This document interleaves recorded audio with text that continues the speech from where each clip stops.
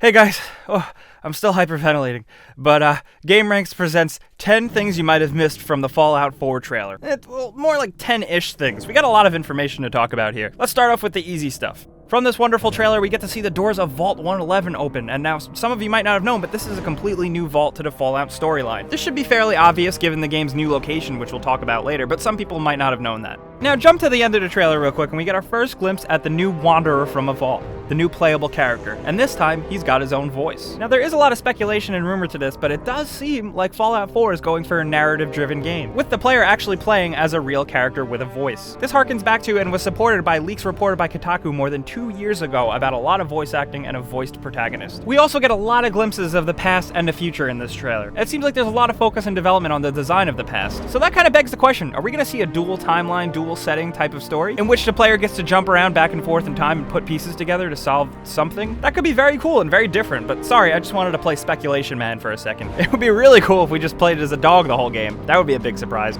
Also, if you look closely at the end of the trailer, bobbleheads are back. Yes, that is everybody's favorite character once again in all his glory. But most importantly, look closely at this room. Look at all the stuff on the walls. This begs the question, is this hinting at new, better designed player safe houses? You could always have a bunch of store safe houses in the old Fallout games, but you kind of just threw your shit around everywhere. Could this be hinting at a better integration and more fleshed out version of safe houses? I certainly hope so. We also get a brief look at this guy right here who kind of resembles the mysterious stranger perk. You know, trench coat, hat, real shady looking fella, and I think that's on purpose. Another thing you'll notice he is standing in the middle of this gritty post-apocalyptic street is that it's raining. So that, coupled with another quick shot of storm clouds, really kind of confirms weather effects for this game. In this generation, that's kind of a given, but it's still exciting. Jumping back towards the end of the trailer, if you look closely to the left side of the garage, you can see what looks like a new rifle. Also, you can see some Nuka-Cola bottles, nice reference. But the most important thing here is that that's a new weapon that we haven't really seen, and that's exciting. I'll take whatever I can get.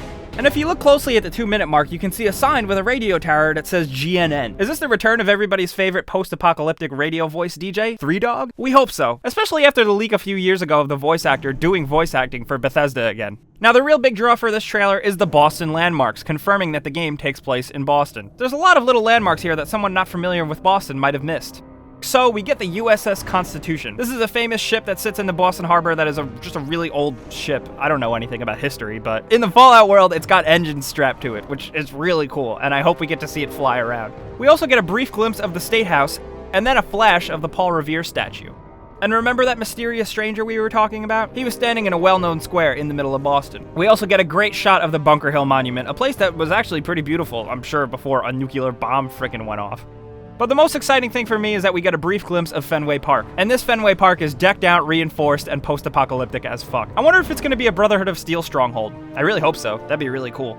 And the last little bit from the trailer that you might have missed is that it doesn't end with a pre-order now and receive free DLC, season pass, any of that bullshit. Granted, this is just a teaser trailer, so there's still plenty of time to cram in that cynical shit that gamers really don't like. But for now, with the initial reveal of the game, it's really refreshing and a real classy move of Bethesda, so thanks for that, guys.